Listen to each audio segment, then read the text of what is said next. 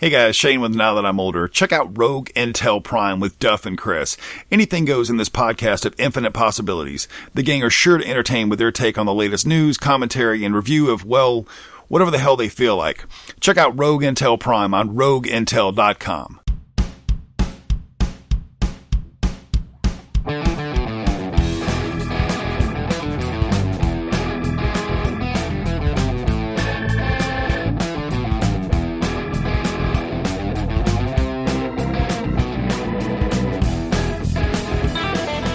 For over 1,000 generations, the Jedi Knights were the guardians of peace and justice in the Old Republic.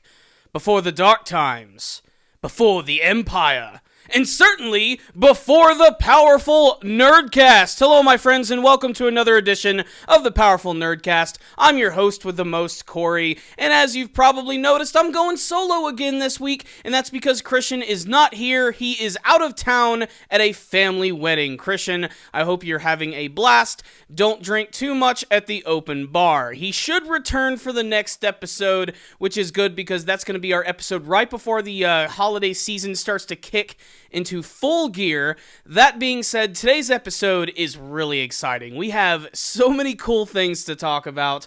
We have some brand new characters who've just shown up in Dragon Ball Super, which is something I really want to talk about.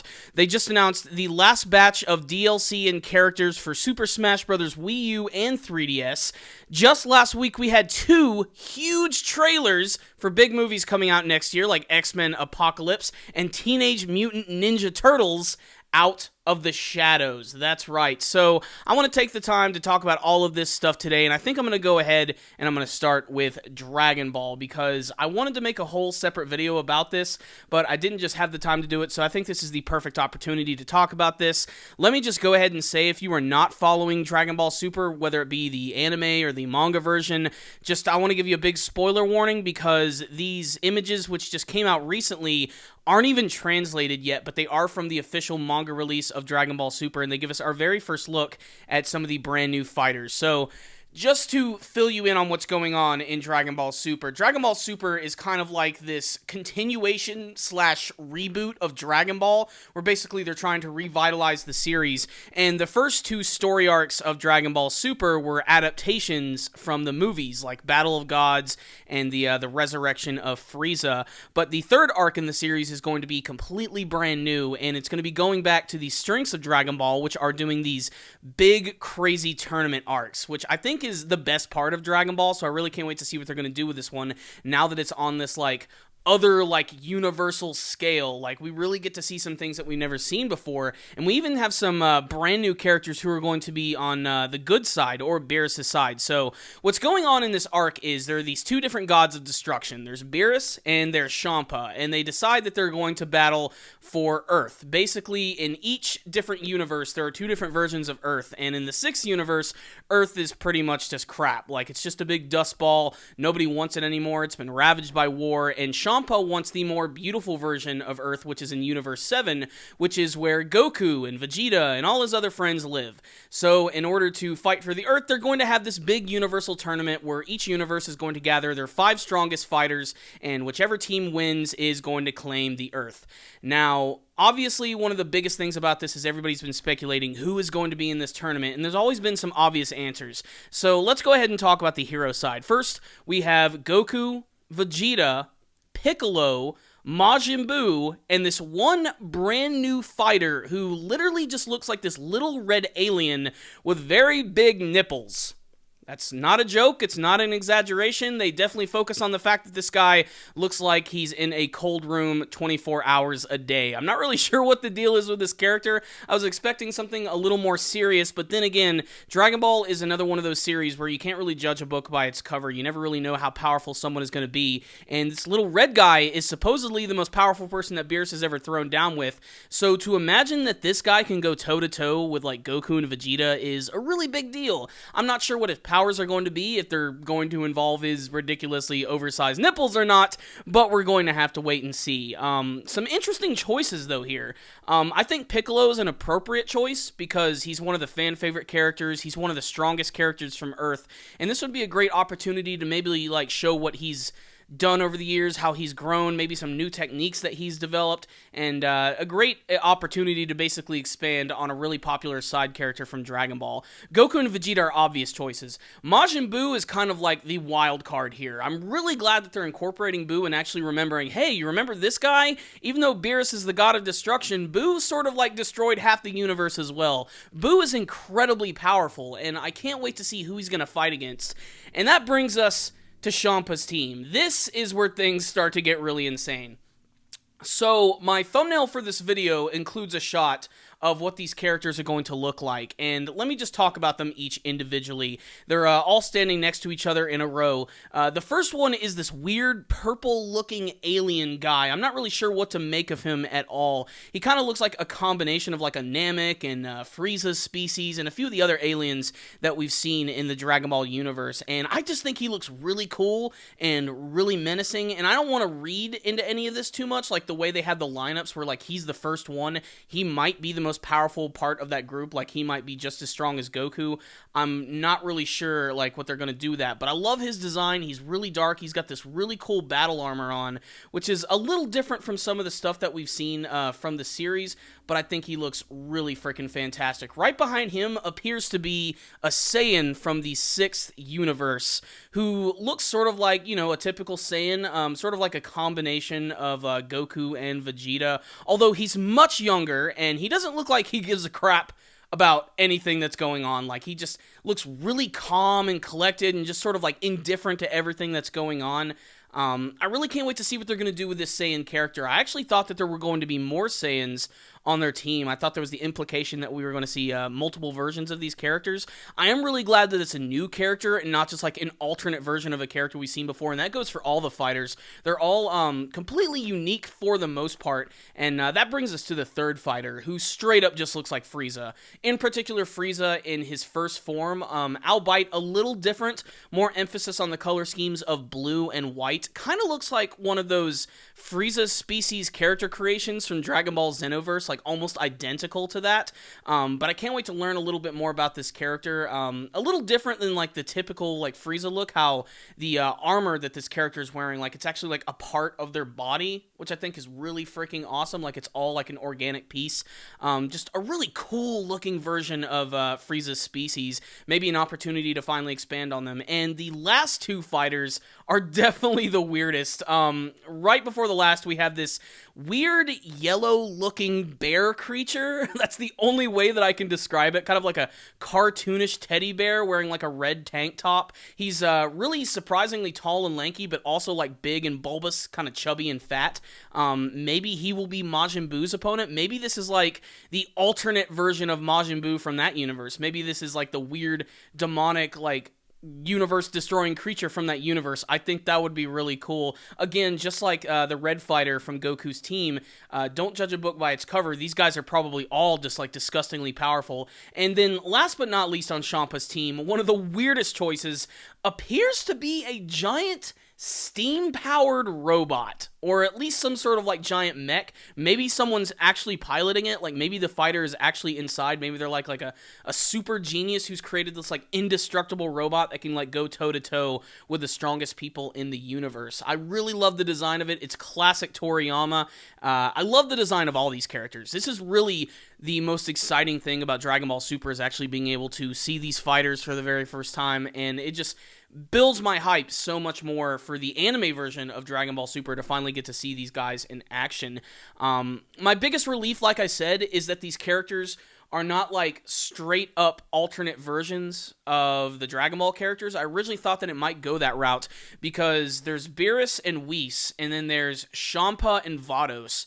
And Champa and Vados are basically like just alternate versions of Beerus and Whis, but they are related to one another, with Beerus and Champa being brothers, and then Vados and Whis being brother and sister. And I thought that they were going to go that route. I'm really glad that they decided to go with something a little more creative, especially because this totally reminds me of like old Dragon Ball, whenever they would start up a new tournament and you would see all of these brand new fighters just come out of the woodworks from nowhere. I want to learn all about their backstories. This is going to be really exciting right here, and it's bringing the strongest characters from the series together, so I'm really excited over the prospect of what they are going to do with that. So I'm really excited for this. I love the designs of these characters.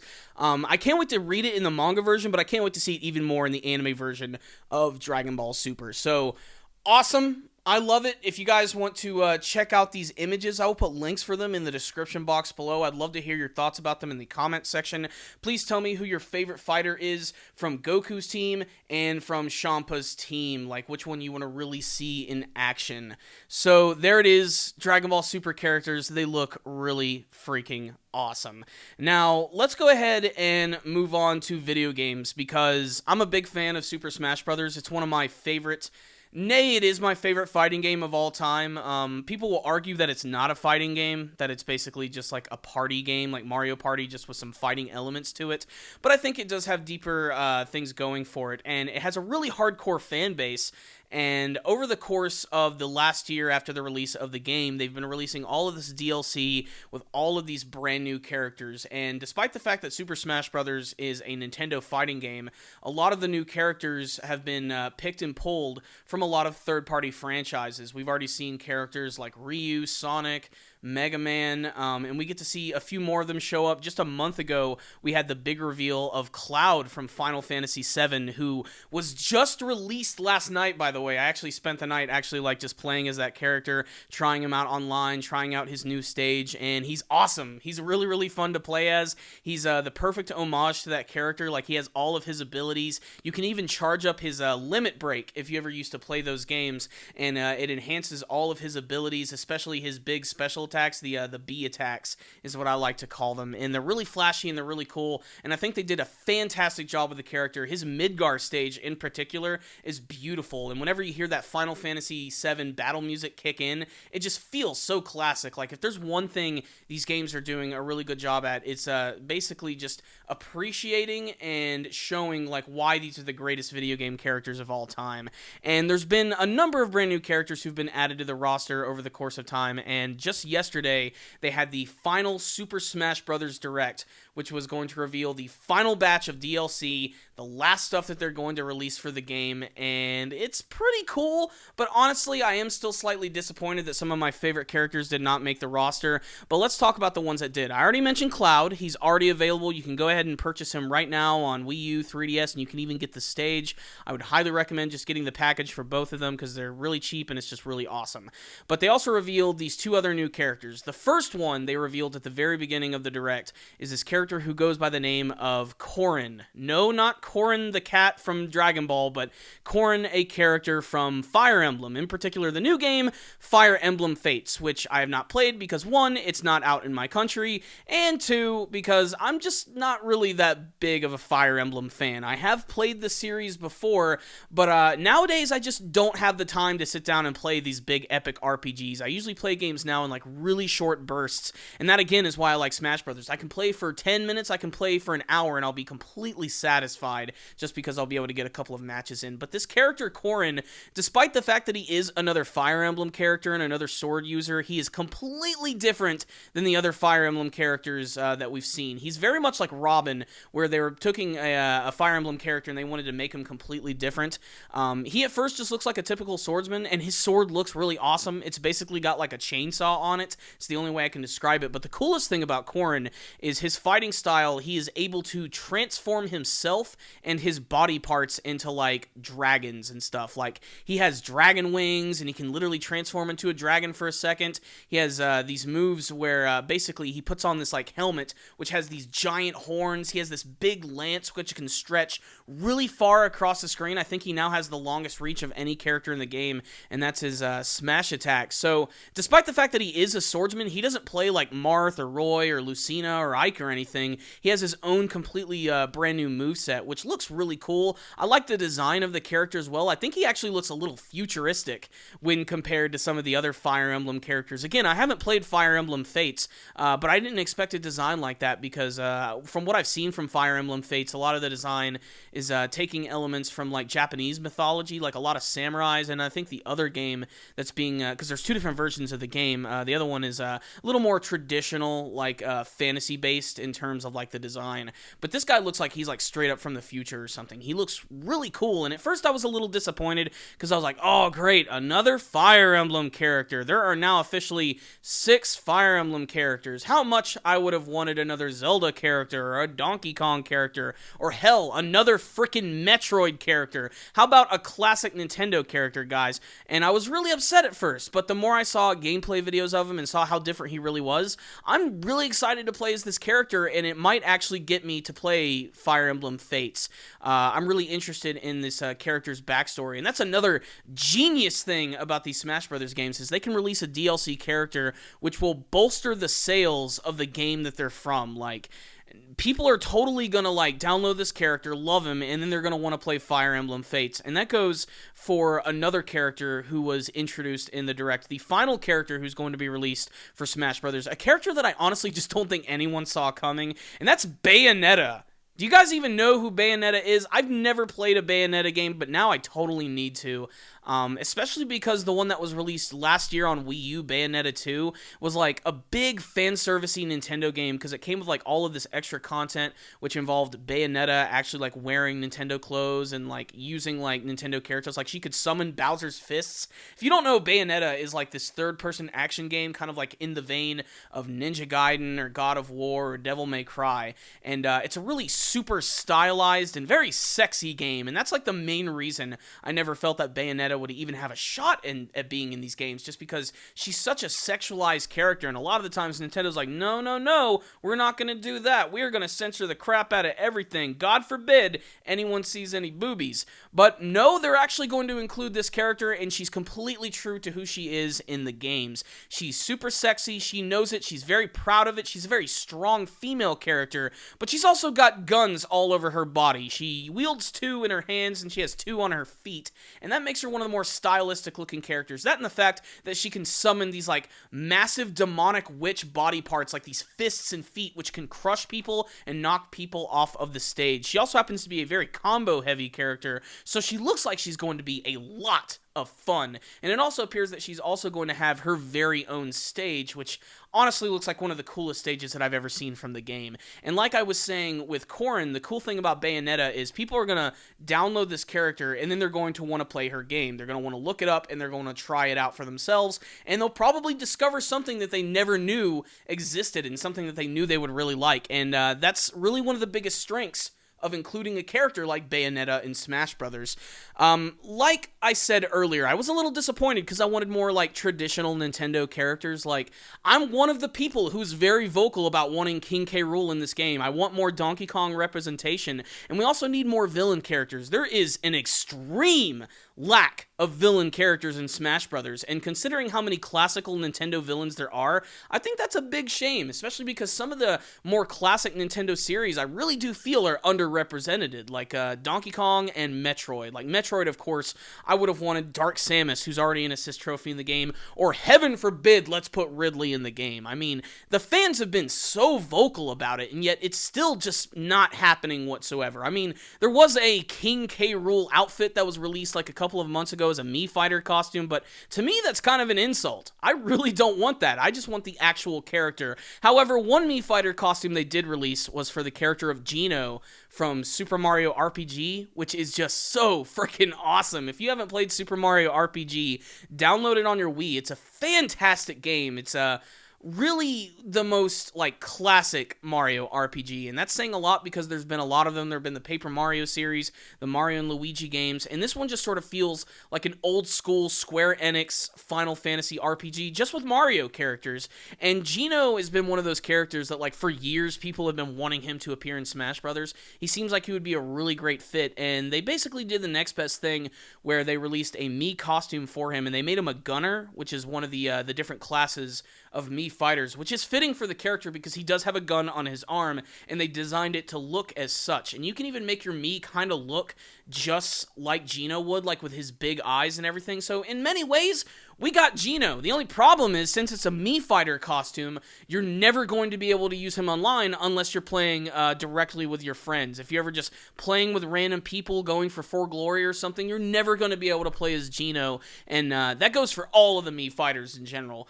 So as cool as those costumes are, they just aren't as usable as I really think they should be. I really wish they could do that. The main reason, of course, why they don't do that is because they don't want people, you know, making like Hitler Mii's and like really offensive ones and playing as them online, because they just don't want to offend anybody. And I can understand why they're doing that. But we already have a Miiverse stage that has people drawing schlongs in the background. So really, I don't see why this would be all that bad. That being said, I'm pretty satisfied with what they've done for Smash Brothers and all of the DLC that they've released for it. I'm definitely going to pick all of these characters up. Like I said, I already picked up Cloud last night, and I had an opportunity to play with him for about an hour or so, and he was a lot of fun. I really liked him a lot. I can't wait to see how they're going to handle Corrin and Bayonetta. Bayonetta seems like she's going to be one of the more fun characters, but there it is. Super Smash Bros. Wii U now has its official final roster, and we're only going to have to wait another probably 10 years or so before we get the next Smash Bros. Game, which hopefully expands on the roster and hopefully brings everyone from this roster forward. I really don't want them to cut anyone. I want them to bring everyone back, maybe add like another, I don't know, 15, 20 characters, and we will be set. Listen to the super hardcore fans, though, Nintendo. Like, people do want King K. Rool. People want Metroid and Zelda characters. It's amazing that there are more Fire Emblem characters than Zelda characters. That completely blows my mind. I just never imagined something like that would ever happen, especially considering how popular The Legend of Zelda is. You know, if I could choose, like, characters from Zelda, like, I would choose a Skull Kid with Majora's Mask. I would choose a more classic version of Ganon, maybe like the pig version of Ganon, either from A Link to the Past or from Ocarina of Time. Ocarina of Time Ganon would be all sorts of badass. I've already mentioned Metroid, like Dark Samus would be really freaking fantastic, as well as Ridley. They really are the perfect choices for that franchise. Hell, I'd like some more Star Fox characters. I'm shocked that Wolf wasn't even announced. I thought he was going to be like a shoo-in because, you know, they brought in Lucas, and they could have done the same thing with Wolf because he's just, you know, he's not exactly a clone of Fox and Falco. He has similar moves, but he plays way different than both of them, and I figured just porting him over really wouldn't have been that difficult, but nay, it's not going to happen. That would have been a good idea, too, especially with Star Fox Zero coming out. That would have been like the perfect way to build a little more hype for that game, because, I don't know, it just seems like Nintendo's not hyping Star Fox Zero up enough. But there it is. I just wanted to talk a little bit about those DLC characters and give my thoughts on them. I'm pretty excited for them. I'm still slightly disappointed, but I am excited over playing as characters that I don't know a lot about, and I get to learn about them.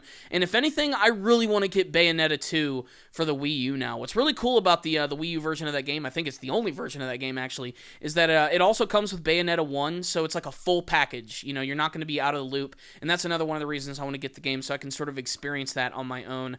Maybe I'll pick that up for myself maybe by the end of the year. We'll see. The biggest one on my plate at the moment is Yoshi's Woolly World, which is a game, unfortunately, I haven't had any time to play yet, but you know, come time after Christmas, I'm probably going to sit down and waste a couple of hours on that game. I love classic Nintendo games. It's definitely my favorite video game franchises.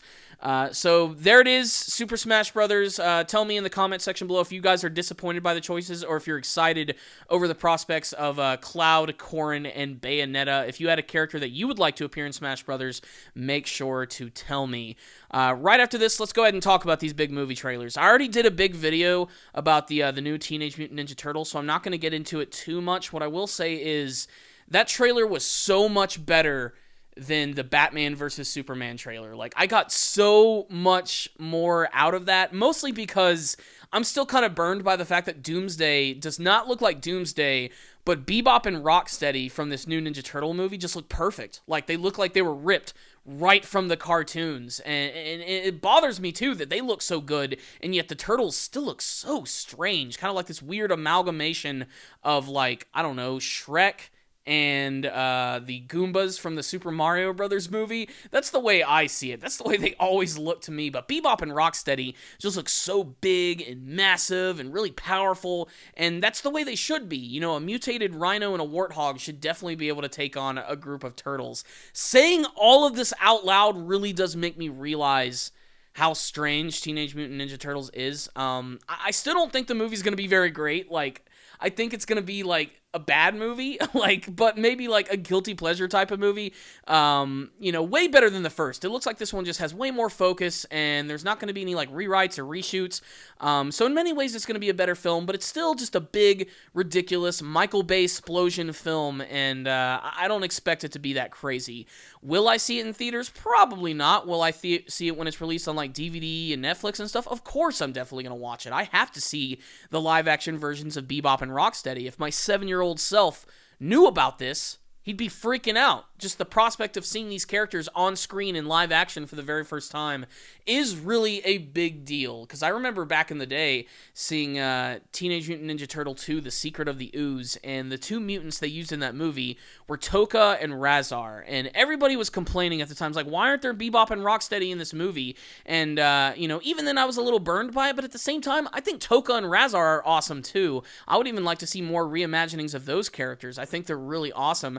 But it is finally great to see these characters in the movie. But the big trailer, really, that I wanted to talk about was X-Men Apocalypse. Now, I'm a pretty casual X-Men fan, so I'm not going to be too harsh on this trailer. I actually thought it looked really awesome. My favorite thing about it is that Oscar Isaac is in it. Oscar Isaac is a really big up-and-coming actor. He blew it out of the park in frickin' Ex Machina, which is this amazing sci-fi film that if you're even a casual fan of sci-fi, you have to check out. It's honestly one of the more atmospheric movies I saw from the year, and he's also going to be starring in the upcoming Star Wars The Force Awakens. As of the recording of this podcast, Star Wars The Force Awakens opens tomorrow. I could have made this whole podcast about Star Wars, but I've been making 100 Star Wars videos for 100 days, so check those out in your free time.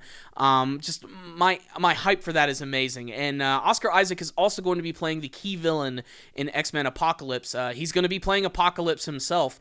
And this trailer is cool because we finally get to see this character in action aside from like still shots and magazine covers. And he looks awesome. I really, really like him a lot. They make sure not to show him too much in the trailer, and they don't really like show like what any of his powers are going to be, and I can understand why they do that, because Apocalypse's powers are just kind of ridiculous. He can do just about anything he wants. One of the powers that I always remembered from the comics and from the cartoons from when I was younger is that Apocalypse had the ability to like grow in size, like he could become a giant. And there's a shot in the trailer where he's having like a fist fight with Professor Xavier, which is kind of strange because I'm not sure if this is an actual fight in the movie or if it's some sort of weird dream sequence, but Apocalypse just beats the crap out of him, and it looks like he's pinning him on the ground, and as he's doing this, his body is actually starting to grow, and he's becoming a giant. This is probably a dream sequence, but it's also a great homage to what Apocalypse can actually do, so it's sort of like the best of both worlds. I guess they felt that like a giant, like, hulking Apocalypse would just look a little ridiculous, but, you know, I mean, just look at him in general. He's just like this weird, ancient, robotic, blue, Egyptian mutant creature. I don't see why they couldn't just go crazy with that. But the rest of the trailer was just really ominous, just talking about the coming of Apocalypse and how he was gathering his 4 horsemen,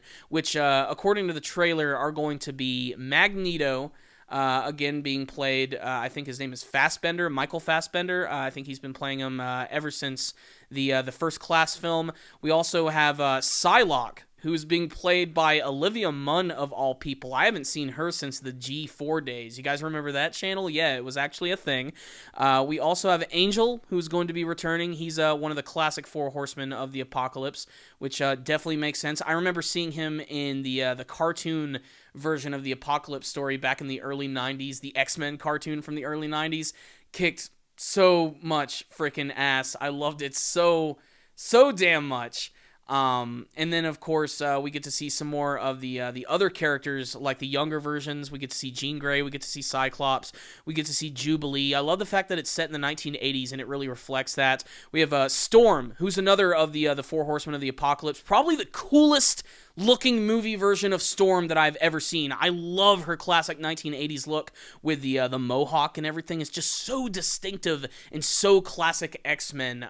That being said, as classic as it is, they're still doing something in these movies that really bug me, and that's the fact that all of the X-Men wear black leather costumes. Why don't they have any of their distinctive costumes? Why have we never seen any of these characters in their recognizable outfits? Aside from the closest I think they've gotten to it is Magneto. I think that's about as far as it's went. Like, they're always wearing black leather, and something about that just really bugs me. Obviously, Wolverine doesn't seem like he's going to be a part of this film. He's probably going to have a cameo, though. I don't think they're going to just completely cut Wolverine from the story. He might have a very small scene, or maybe they're trying to keep something secret, but I've always wanted to see Wolverine wearing his classic orange and brown, or maybe even like the yellow and blue. I think that would be really fantastic just to finally see that, especially because there was a deleted scene from that one Wolverine movie where you actually see his costume and just, it looked perfect. Like, that's what we need to see in the films. I just think it would look so cool. Maybe they think it would just look completely goofy. I'm not sure. They really need to decide like how far they're going to go with the designs of comic book movie characters, because there are times when they go like all in and they're like, all right, we're going to make them look exactly like they do in the comic books. Like, case in point, the Spider-Man movies. For the most part, his costume looks great in almost every single one. I think Amazing Spider-Man looks the most different, but Amazing Spider-Man 2 costume I think was perfect. It literally looks like Spider-Man jumped off the page. But the villains, they always like make them look so completely different. Like, they're recognizable, but they're always just like just a little different. It's kind of like the thing with Doomsday, like Superman, Batman, Wonder Woman, all instantly recognizable characters. You know who they are when you see them. But when Doomsday comes around, he just looks like some big random movie monster troll from like Lord of the Rings or something. Like, and I wish they would just give that attention to the villains of these movies, like really make them look like their counterparts. They've done a pretty decent job of that in the Marvel Cinematic Universe, mostly with the character of Loki. Loki looks like he was ripped from the comics. He's even got his big horned helmet and everything. I'm really shocked that they decided to go that way. Although the trade-off is that Thor never wears his helmet, which I still think is a major disappointment. Can you believe he doesn't wear his helmet like at all? That's like one of the most classic things about Thor. It almost seems like he's been ditching the helmet lately. And then we go back, of course, to X-Men Apocalypse with the heroes basically all wearing black leather. Some of the villains looking like themselves. Apocalypse, I don't think looks perfect. I think he looks pretty good. I wouldn't say I would know who the character was immediately if I saw him and I didn't know the movie was called X-Men Apocalypse. But I do enjoy the design, and I'm optimistic because Oscar Isaac is playing him, and I can't wait to see what he's going to do for this character, because just this year alone, you know, I mentioned Ex Machina, he played sort of this like reclusive, almost mad scientist type character who was crazy, but not too insane. Like, he still had a little bit of rationale behind him. And then you have him playing this like hero rebel pilot in Star Wars The Force Awakens, which I don't know how he's going to do with that character. I'm going to know in about 24 hours though, which I'm so freaking psyched for. And then next year he's playing one of the biggest X-Men villains of all time. So it really shows that this guy has a great range in the type of characters that he can play. And X-Men Apocalypse, if anything, looked like it's going to be one hell of a spectacle. It's another Bryan Singer X-Men, which is probably why it still has sort of like that distinctive style from the original X-Men movies when they started up. Back, I think it was 2000 was the first one it came out. It was either 2000 or 2001. I distinctly remember seeing that in theaters like twice. That's how much I loved the original X-Men movie. I still think X-Men 2 is the best. I'm not sure why. It's always stuck with me. And that reminds me, I'm glad that they're bringing Nightcrawler back to the franchise. That opening sequence in X2 is still one of my favorites, where Nightcrawler is running through the White House and using his teleportation abilities like to take out everyone and to attack the president. Just so well shot and so creative. There was really nothing like that at the time, and that's why that shot was so incredibly distinctive. We've had a lot of stuff like that since then, but I remember the first time just seeing that, my jaw was just on the floor. It was amazing. The entire theater was just freaking out over that. So I really hope that they bring sort of that energy to X-Men Apocalypse, because this is kind of like the reboot again of the entire franchise. It was sort of rebooted with First Class, but then they did Days of Future Past, where they erased some of the future events and some of the stuff in the past. So this is another reboot, which is a little strange. Following the entire timeline of the X-Men movies is a little ridiculous.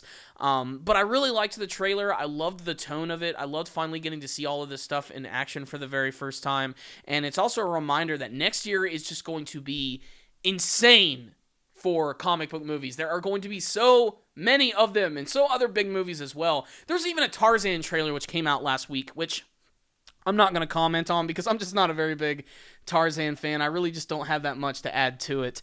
But I liked the X-Men Apocalypse trailer. I thought it looked really cool. If I had like a favorite scene from the trailer, it's probably just all the shots of the Four Horsemen of the Apocalypse like attacking, the shot of Magneto throwing everything, that shot of Storm where you see the clouds coming in overhead. She just looks so freaking awesome. That's probably my favorite thing about X-Men Apocalypse is Mohawk Classic Storm. I cannot wait to see what they're going to do with her character. They really need to expand on her. I'm not sure how I feel about the Halle Berry version of the character. I think this is a completely different actress. I need to go ahead and check that. I'm pretty sure it's someone different. She looks way different. Maybe it's just the hair, I'm not sure, but I'm pretty sure it's a completely different Storm, and I'm okay with that. I'm ready to see a new interpretation of the character. I'm really excited for this film. I wouldn't say it's going to be my favorite comic book movie of 2016, the one I'm looking forward to the most, but it's up there. I think Deadpool at the moment might be my favorite, just because it's still probably the most mysterious in some ways. We have had a trailer for it, but that movie comes out the quickest. It's going to be out in just a couple of months, and also just the tone of that movie is so different from the other ones, which are so deathly serious like all of the time, especially X-Men Apocalypse, Captain America Civil War, Batman vs. Superman, and Deadpool. It's amazing to think that those 4 movies are coming out, not to mention Ninja Turtles and a few other big films. So 2016 is just going to be a very big year for movies, and I can't wait to talk about all of them. And I wish I had more time to talk about them, but frankly, I don't. And I do not have enough time for the rest of this podcast, unfortunately. I had barely any time to record this today, but I wanted to make sure and give you guys another episode. Despite the fact that Christian is not here, I didn't want to leave you guys hanging, and I wanted to talk a little bit more about this Dragon Ball stuff. So thank you guys for listening in today. We really appreciate it. Before we go today, I just want to take a moment to thank our network, Rogue Intel. Rogue Intel gives us the ability to speak our minds and be ourselves. So make sure to check out their other shows at rogueintel.com. If you want to help keep the network going, head over to rogueintel.com/Amazon for all of your shopping needs this holiday. It doesn't cost you any extra. That's the best thing about it. And a portion of your total will go towards Rogue Intel Network, which means more awesome podcasts, which means more powerful Nerdcast. And remember, if you guys would like to download this show for free, make sure to look in the description box below. You'll be able to download it at iTunes or at Rogue Intel directly. So there it is, guys. I'm going to go ahead and just wrap this episode up right here. Thank you guys for joining me today. Make sure to tell me what you thought about today's episode, whether it be stuff about Dragon Ball, the movie trailers, or Smash Brothers. Tell me what sort of topic ideas you guys want to see going into 2016. What other things you guys want us to talk about. I assure you Christian will return for the next episode, which will be a holiday episode of the powerful Nerdcast. So make sure to bundle up next to the fire. It's going to be pretty ridiculous. So there it is, my friends. Thank you for watching, and I will see you next time.